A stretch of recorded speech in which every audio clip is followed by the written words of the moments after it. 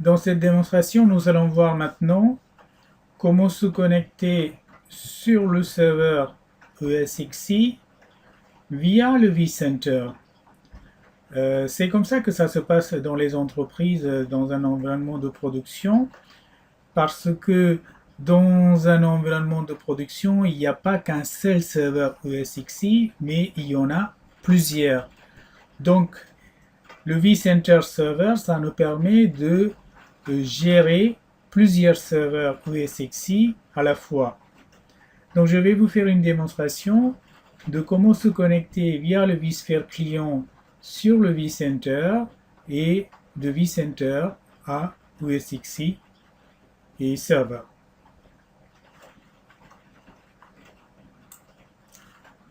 Alors, je suis sur mon poste de travail. Je vais double-cliquer sur le logiciel vSphere client et au lieu de se connecter directement sur le serveur, je vais me connecter sur le vCenter. Donc le vCenter, c'est un serveur sur Windows et son IP, on avait vu sur l'image, c'est 45. Et là, je vais me connecter en tant que, là dans cet exemple, administrateur du domaine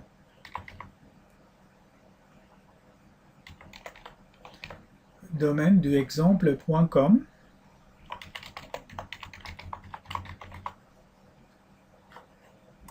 et avec son mot de passe. Donc là, au lieu de connecter directement sur le serveur, je suis en train de connecter sur le vCenter. Là, encore une fois, c'est une version d'évaluation. Alors là, c'est une interface de vCenter. Pour l'instant, il n'y a aucun serveur à administrer parce que on doit d'abord ajouter les serveurs avant de les administrer. Donc, je vais créer un nouveau data center, nouveau centre de données. Alors, je vais l'appeler production. Et je vais sélectionner production et je vais faire un clic droit et je vais dire ajouter hôte.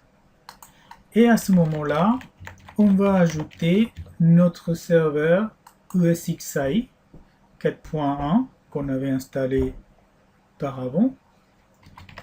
Et l'utilisateur, c'est root et le mot de passe.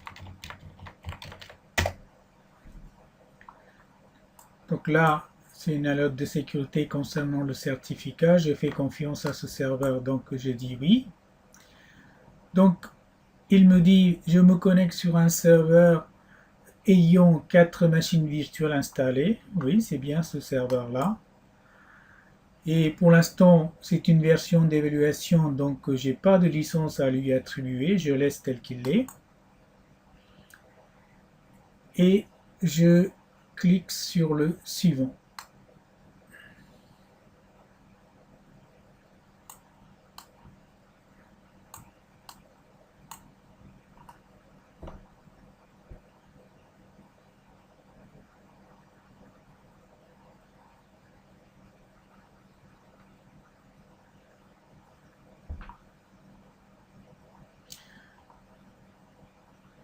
Alors vous voyez ici en bas toutes les activités qui se passent dans le serveur.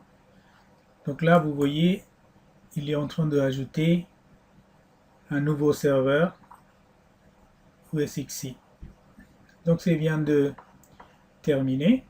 Donc là vous voyez qu'il y a 4 machines virtuelles qui tournent. Et là vous voyez un avertissement, il dit le mode SSH est ouvert. Donc voilà, quand on n'a pas besoin de ça, on peut le désactiver. Donc il vous avertit, voilà, c'est quand même la connexion pourrait se faire. Donc par exemple, moi je voudrais que le SSH soit inactive, je vais aller dans la configuration, je vais aller dans le profil de sécurité, je vais cliquer sur le propriété et le SSH il est en exécution. Donc pour plus de sécurité, je vais arrêter. Ainsi, personne ne pourra se connecter à distance en SSH. Et si je voudrais me connecter, c'est parce que c'est à moi-même, parce que j'ai besoin de connecter ou bien un prestataire externe ou un support. Et à ce moment-là, je viens ici et je démarre le service. Donc à ce moment-là, vous voyez ici, l'avertissement avait disparu. Donc ici, nous sommes dans le vCenter et le vCenter vous donne beaucoup plus de fonctionnalités par rapport à une connexion via le vSphere client directement sur le serveur. Donc également ici, vous pouvez avoir à peu près les mêmes informations que vous avez vues déjà avec la connexion directe. Dans la configuration, c'est des mêmes informations. Simplement pour vous montrer où est-ce que ça change par rapport à une connexion directe, je vais utiliser encore une fois une connexion avec le vSphere client directement sur le serveur, root.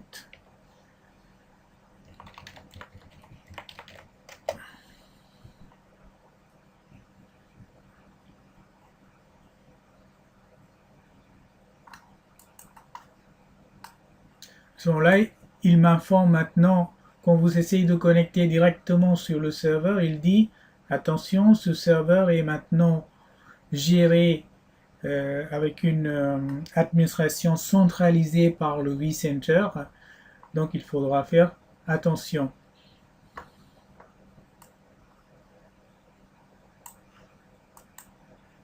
Par exemple, je prends cette machine virtuelle, j'ai fait un clic droit. Vous voyez ici, il y a quelques options, hein, comme allumer, éteindre le serveur. Vous pouvez faire une image instantanée, ouvrir le console et modifier les paramètres. Alors modifier les paramètres, c'est quoi? Vous pouvez augmenter la taille de la mémoire, et là c'est grisé, c'est parce que la machine est allumée, mais une fois la machine éteinte, vous pouvez changer. Par exemple là, je vais choisir une autre machine virtuelle qui est actuellement éteinte. Donc là ici, je voudrais donner 2 Go de mémoire, je voudrais augmenter le nombre de processeurs et je veux augmenter également la taille de disque dur. Donc tout ça vous pouvez changer ici. Je voudrais ajouter une autre carte réseau. Alors vous voyez la facilité avec laquelle on peut administrer. C'est en fait vous attribuez des ressources à la volée et vous redémarrez le serveur et voilà, le serveur a maintenant les ressources modifiées. Donc ce que je voulais vous montrer, on est connecté via le vSphere client directement sur le serveur. Les options qu'on a dans ce clic droit, il n'y a pas beaucoup par rapport. Maintenant je vais la connexion via le vCenter, je vais faire un clic droit et à ce moment-là j'ai un peu plus d'options. Je peux migrer. Alors migrer, ça veut dire quoi?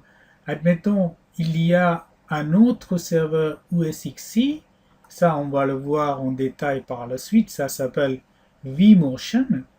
vMotion permet de prendre une machine et le mettre sur une autre machine sans qu'il n'y a pas d'interruption. Donc pour l'utilisateur, il n'y aura aucun impact. Ça s'appelle migration avec la fonctionnalité vMotion. Tout ça, on va le voir, mais je vous parle un petit peu dès le départ.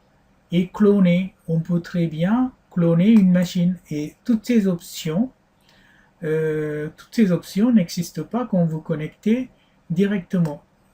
Voilà, ça c'est le vCenter.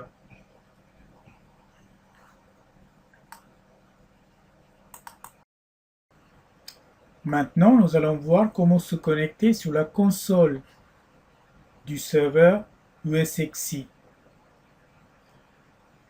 Donc il y a un écran qui est connecté directement sur le serveur et sur cet écran, vous avez la console du serveur. Donc, je vais me connecter sur cette console. Alors, je vais appuyer sur F2. On va taper le mot de passe pour l'utilisateur root. Donc, vous avez un écran sur lequel vous avez des options que vous avez déjà vues quand on avait installé ce serveur. Par exemple, Configure Management Network, où on configure l'IP et la passerelle. L'IP, on avait mis en statique. Donc, il y a des informations qu'on avait déjà vues. Simplement, je voudrais revenir à cette option Troubleshooting Option. Et pour pouvoir se connecter à distance via la connexion SSH, il faut l'activer. Alors, actuellement, vous voyez que c'est disabled, c'est désactivé, donc personne ne pourra connecter. Il faut que vous l'activiez pour que la connexion SSH se fasse.